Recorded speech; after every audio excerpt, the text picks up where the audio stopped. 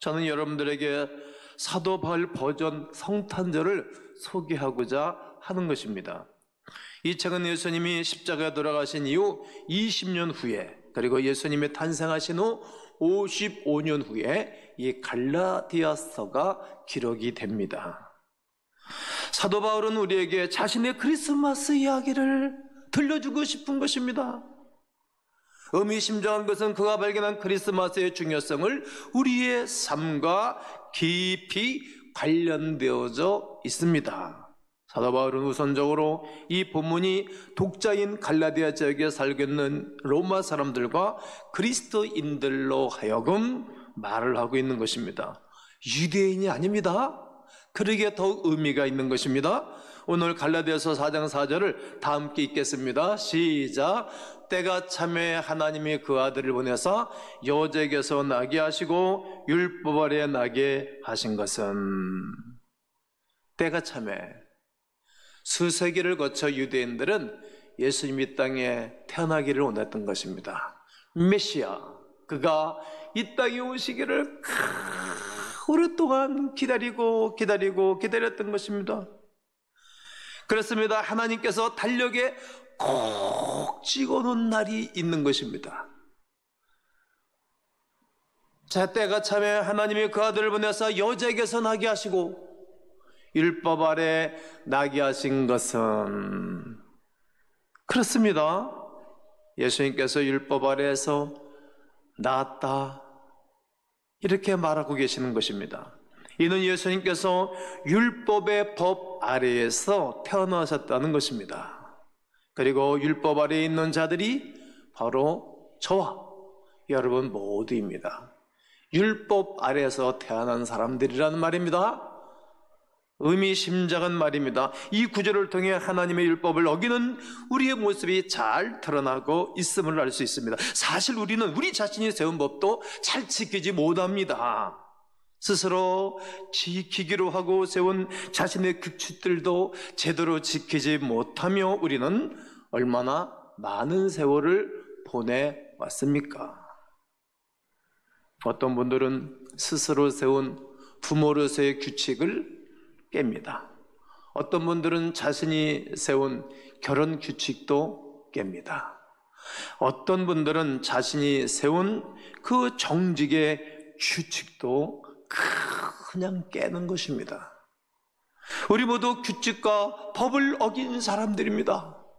스스로 세운 법도 어기요, 국가가 세운 법도 어기요, 내 스스로 세운 양심의 법도 어기고 선을 넘고 힘들어하고 괴로워하는 사람들이 우리 자신입니다. 우리는 하나님의 법을 어길 뿐 아니라 내가 세운 스스로의 법을 어기고 살아왔던 사람들입니다. 우리가 율법을 어김으로 빚을 지게 된 것입니다. 그 법을 만든 사람에게 빚을 지게 되는 것입니다. 우리가 그 법에 동의하느냐 동의하지 않느냐, 이게 상관이 없습니다. 우리가 자동차를 탈 때, 운전을 하고 다닐 때 말입니다, 교통법규를 어기거나 신호등을 어기거나 그리고 속도를 과속을 했다든지 하게 되어지면 그냥 동의 여부 상관없이 벌금을 물게 되어 있지 않습니까? 그렇습니다. 바울은 하나님과 우리 사이도 똑같다라고 가르치고 있는 것입니다. 바울은 예수님께서 율법 아래에 있는 자들을 속량했다고 말합니다. 속량은 빚을 갚았다, 모든 빚을 다 지불했다, 이런 의미입니다. 즉 복음입니다. 예수님께서 십자가에 죽이심으로 우리의 모든 죄값을 100% 다 지불하신 것입니다. 다 해결해 주신 것입니다. 우리의 모든 죄값을 지불하심으로 우리가 도저히 갚을 수 없는 하나님께 진 빚이 완전히 지불되었다라는 메시지입니다. 그러므로 율법은 더는 우리를 저주할 수 없습니다. 우리가 율법을 어겼지만 하나님과 예수님께서 의로운 재판장에 대해 말씀하시는 것입니다. 너는 이제 빚진 것이 없다. 한번 따라해 보실까요? 너는 이제 빚진 것이 없다. 너는 이제 빚진 것이 없다. 우리가 늘 기쁨으로 살아갈 이유가 여기 있는 것입니다. 나는 이제 빚진 것이 없다. 자유, 자유, 자유. 오 자유, 오 자유, 나는 자유하리라. 우리가 이 찬양을 말해요. 기쁨으로 즐거움으로 부르는 것처럼 자유라는 것입니다. 예수 그리스도의 십자가는 우리를 성량해 주셨습니다. 자유롭게 하신 것입니다. 바울은 이제 우리가 온전히 이해할 수 없는 자신의 문화를 그림처럼 생생한 묘사를 비유하는 것입니다. 예수님께서 세상에 오셔서 율법 아래에 있는 우리들을 성량하신 것은 중요하고 아주 소중함을 설명하는 것입니다. 다시 4장 5절을 볼까요? 율법 아래에 있는 자들을 성량하시고 우리로 무엇을? 아들의 명분을, 딸의 명분을 얻게 하려 하심이라. 할렐루야, 할렐루야. 그렇습니다. 성경은 우리가 아들의 명분을 얻게 하셨다고 말하고 있는 것입니다. 다시 말해 하나님은 단지 용서만 해주시다는 것이 아닙니다. 바울은 이를 잘 이해하고 있었습니다. 나는 단지 너를 성량한 것만으로는 만족하지 못한다. 성량한 것만으로는 만족하지 못하시는 것입니다. 뭐라고 말씀하고 싶은 것입니까? 나는 너와 친밀한 관계를 누리기를 원한다. 한번 따라해 보실까요? 나는 너와 친밀한 관계를 누리기를 원한다. 그렇습니다. 성도 여러분, 한 재판관이 죄인석에 앉아있는 우리를 보고 판결문을 읽는 것과도 같습니다. 당신은 유죄입니다. 이렇게 말하는 것과 같습니다. 그렇습니다. 그러나 기회를 한 번 더 드리려고 합니다. 이제 가셔도 좋습니다. 그러나 우리 주 하나님께서는 더 많은 것을 원하시는 것입니다. 그분은 여러분과 더욱 친밀한 관계를 누리고 싶어 하시는 것입니다. 놀랍습니다. 하나님께서 당신의 가족으로 우리를 입양하기 원하신다는 말입니다. 가족으로 입양하기를 원한다는 겁니다. 당시의 문화 속에 입양이라는 단어는 지금 우리가 생각하는 것과는 완전히 다릅니다. 우리가 입양을 생각할 때 우리는 아주 작고 소중한 어린 아이를 생각할 것입니다. 누가 작고 귀여운 아기를 입양하는 것을 마다하겠습니까? 얼마나 어린 아이들이 이쁩니까? 하지만 문제는 우리가 순수한 어린아이가 아니라는 것입니다. 여러분, 어린아이가 아니지 않습니까? 저는 21살의 그 청년 때 우리 주님이 나를 입양했다는 이 사실이 얼마나 놀랍고 얼마나 감격스러운 일이었는지 모릅니다. 그때서부터 오늘까지 40여 년을 그 감격 가운데 산 것 아닙니까? 1세기 로마에서는 아무도 아기를 입양하지 않았습니다. 왜냐하면 아기들이 태어나면 쉽게 죽었기 때문입니다. 요즘은 유아 교육들을 잘 하시기 때문에 환경도 좋고 위생도 잘 구비됐기 때문에 어린아이들이 쉽게 실패하는 경우가 없지 않습니까? 그렇습니다. 아이들이 마저 죽었기 때문에 아무도 유아기의 어린아이들을 입양하지 않은 것입니다. 유대인 사회에서는 입양이라는 단어조차 존재하지 않습니다. 유대인은 절대로 입양하지 않습니다. 그런데 로마 사람들은 성인을 입양했던 것입니다. 성인. 신체가 건강하고 정신이 또 성실하고 그리고 성과가 있고 유능한 사람들을 입양한 것입니다. 부자들과 권력을 가진 사람들은 큰 성인을 자녀로 입양했습니다. 부자들과 권력을 가진 사람들은 부족하고 허술한 자에게는 친아들일지라도 내 유전 인자를 송두리째 물러주어 이 땅에 태어난 아들일지라도 모든 권력과 재산을 그에게 상속해 주지 않은 것입니다.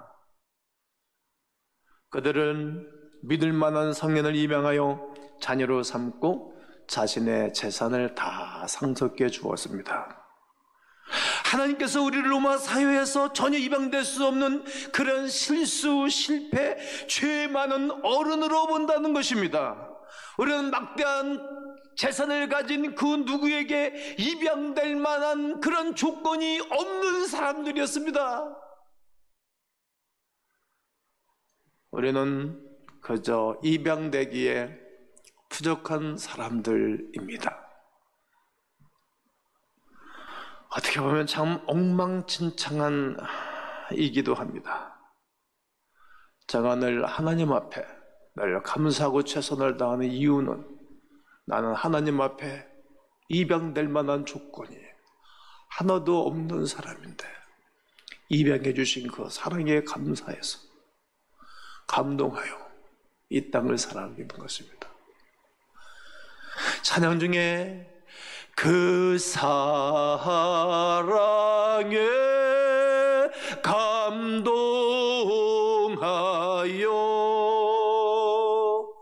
나는 이 찬양을 가끔 부르면 가슴이 뭉클합니다. 입양될 만한 자격이나 조건이 하나도 없는데 하나님의 자녀로 입양해 주신 그 놀라운 사랑, 그 사랑에 감동하여 감격하여 살아가는 것입니다. 하지만 하나님께서 우리를 용서하셨습니다.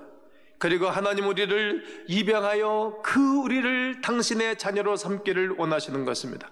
우리가 잘못한 모든 실수와 허물, 부끄러움, 죄악을 다 용서해 주시는 것입니다. 그리고 우리 하나님이 우리를 자녀로 삼으시고 우리는 그 하나님의 자녀가 되는 것입니다. 자기 땅에 오며 자기 백성들이 영접하지 아니하였으나 그러나 영접하는 자, 그 이름을 믿는 자들에게는 하나님의 자녀를 주셨느니라, 이렇게 요한복음 1장 11절 12절 말씀하신 것처럼 말입니다. 바울의 성탄절 이야기는 여기 있는 것입니다. 죄인 중에 계수인 자기를 부르시고 자기를 구원하기 위하여 이 땅에 오신 그리스도를 만나주시고 인쳐주신 그 사랑을 이야기하고 싶은 것입니다. 오늘 성탄절이 다가오는 이 거룩한 주일날에 나는 여러분 모두가 그 하나님의 아들 예수 그리스도를 영접하고 환영하고 인정하고 모셔드림으로 구원의 큰 감격과 입양의 축복이 있기를 간절히 축복하는 것입니다. 갈라디아서 4장 6절을 다시 봅니다. 너희가 아들이므로 하나님이 그 아들의 영을 우리 마음 가운데 보내사 아빠 아버지라 부르게 하셨느니라. 한번 따라 해볼까요? 아빠 아버지, 아빠 아버지, 이렇게 부르게 하신 것입니다. 하나님은 우리와 깊은 관계를 맺고자 말씀하시는 것입니다. 어떤 혈통에 의한 것이 아닙니다. 그러나 성경은 말합니다. 하나님의 영이 우리 마음 가운데 거하신다는 것입니다. 그 예수 그리스도를 영접하면 우리 안에 하나님의 영이 거하심으로 그분이 나를 당신의 자녀로 고백하게 하고 그 하나님을 늘 아빠 아버지라고 부르게 하신다는 것입니다. 우리 안에 계신 성령을 인하여 아빠 아버지라고 부르게 하는 것입니다. 아빠라는 단어는 매우 특별한 친밀함을 나타내는 단어이죠. 예수님께서는 이 단어를 겟세마네 동산에서 누가복음 22장 42절에서 사용하십니다. 이르시되 아버지요, 만일 아버지의 뜻이거든 이 잔을 내게서 옮기시옵소서. 그러나 내 원대로 마옵시고 아버지의 원대로 되기를 원하나이다 하시니, 예수님께서 무릎을 꿇고 기도합니다. 내 아버지여, 이 잔을 내게서 지나가게 하소서. 여기서 예수님과 바로 아빠라는 단어를 사용하십니다. 예수님께서는 이렇게 깊은 친밀함과 다정함으로 우리 하나님께 기도하셨습니다. 예수님은 하나님에게 이런 용어를 처음으로 사용하신 분이십니다. 예수님이 이전에 이런 용어를 사용한 기록이 전혀 없습니다. 이 단어가 왜 그렇게 중요한 것일까요? 왜 중요한 것입니까, 여러분?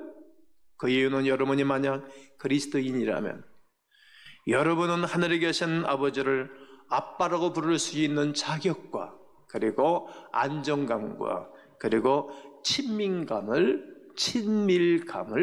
누릴 수 있다는 말입니다.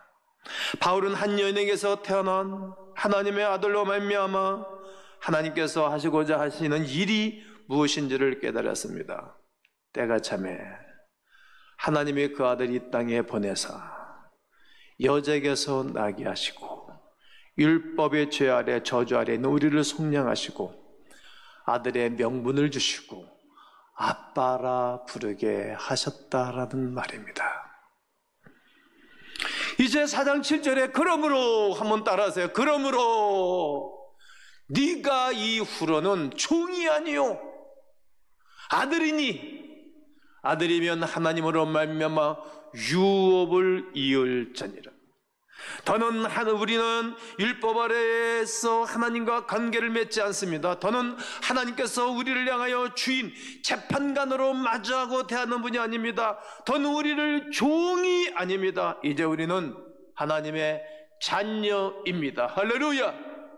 놀라운 위대한 사랑이요 축복입니다. 사랑하는 성도 여러분, 성탄절은 과거를 벗어나게 한 사건입니다. 율법 아래에 있던 그 과거 얼마나 힘들고 어려웠는지 몰라요. 거기에서 벗어나게 하는 것입니다. 여러분, 코로나 마스크 쓰고 다니고 이거 벗어내야 될 거 아니겠어요?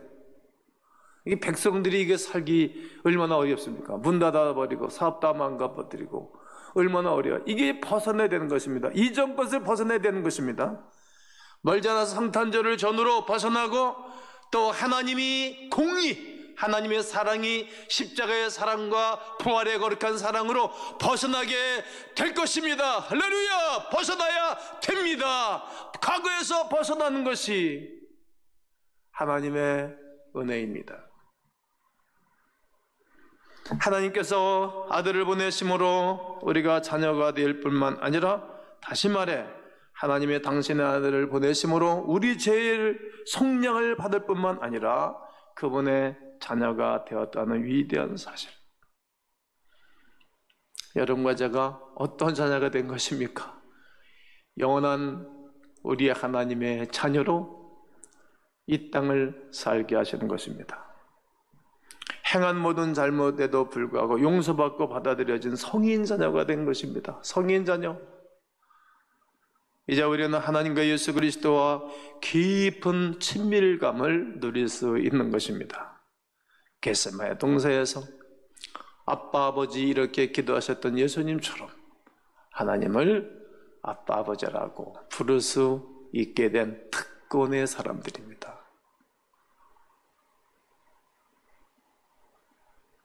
혹시라도 아직까지 종으로 살아가는 분들 계십니까? 아직까지 율법 아래에서 고생하고 살아가는 분들 계십니까? 사망의 그늘 아래서 힘들어 고통하며 살아가는 분들 계십니까?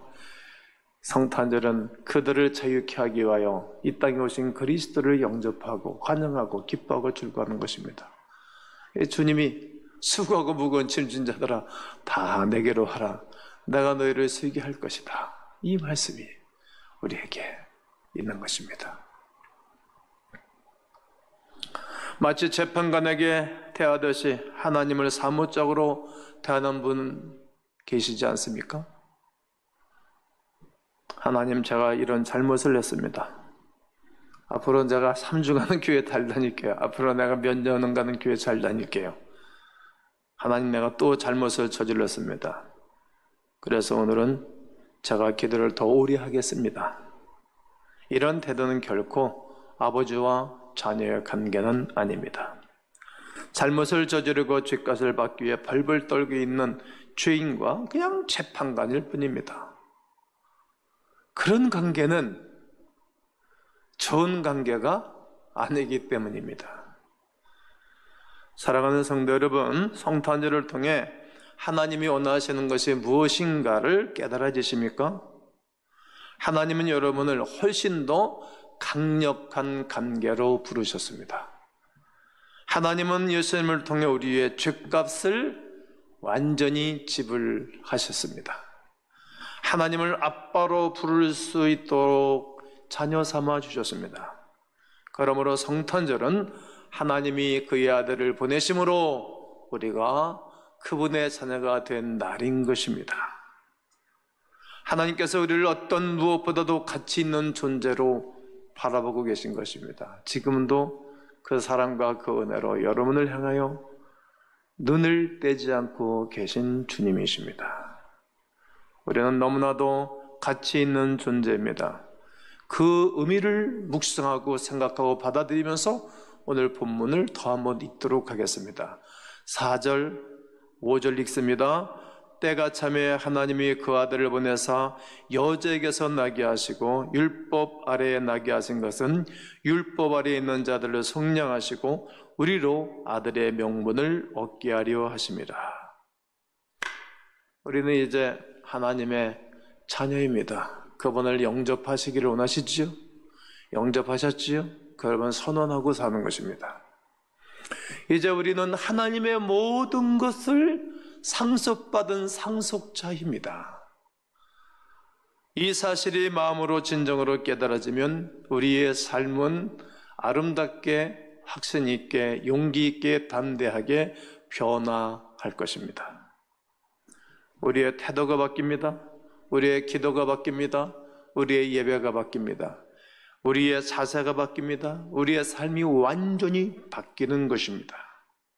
하나님의 자녀임에도 때로는 실패할 수 있습니다. 유혹에 흔들릴 수도 있습니다. 그러나 실패와 유혹을 대처하는 방법이 바뀔 것입니다. 이 세상을 바라보는 눈이 완전히 달라집니다. 다른 사람의 말과 태도에 좌우 흔들리지 않습니다. 자충우돌하지 않습니다. 그로 인하여 우리의 자존감이 깎이거나 무너지지도 않습니다. 하나님 우리를 자녀 삼아주셨던 놀라운 은혜를 늘 경험했고 경험하고 살고 있고 앞으로도 그 은혜 가운데 살게 될 것을 믿기에, 알기에, 확신하기에 흔들리지 않습니다. 얼마나 내가 가치 있는 존재인가. 하나님 우리를 내 아들, 내 딸이라는 음성을 우리가 늘 듣고 살아가는 것입니다.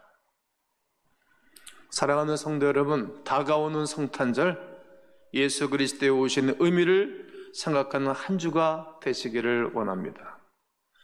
우리가 더 나아가 나를 속량해 주셨고 자녀 삼아 주셨다는 그 놀라운 그 은혜와 감격이 오늘 우리 가운데 있어서 그 예수 그리스도를 다른 이에게 전가하고 전하는 성탄절이기를 원합니다. 다시 말하면 주 예수 그리스도께서 오신 성탄절은 우리 모두를 위한 우리 하나님의 선물입니다. 이 선물을 받아들이지 아니하시겠습니까? 이 큰 선물을 받아들인 분들은 이 감격 가운데 그 예수 그리스도를 증거하는 것입니다. 오늘 저의 설교를 듣는 여러분 모두 아직까지 이 선물을 받지 못하신 분들은 오늘 그 예수 그리스도를 받아들임으로 선물을 최고의 선물로 받는 성탄절이시기를 원하고, 그리고 그 선물을 이미 받으신 분들은 다시 은혜와 감격과 그 사랑과 그 충만함이 다시 회복하고 살아나서 다른 이들에게 그냥 퍼주고 나눠주는 귀한 2020년 성탄절이 되시기를 주 예수 그리스도의 이름으로 축원합니다. 축원합니다. 축원합니다. 아멘.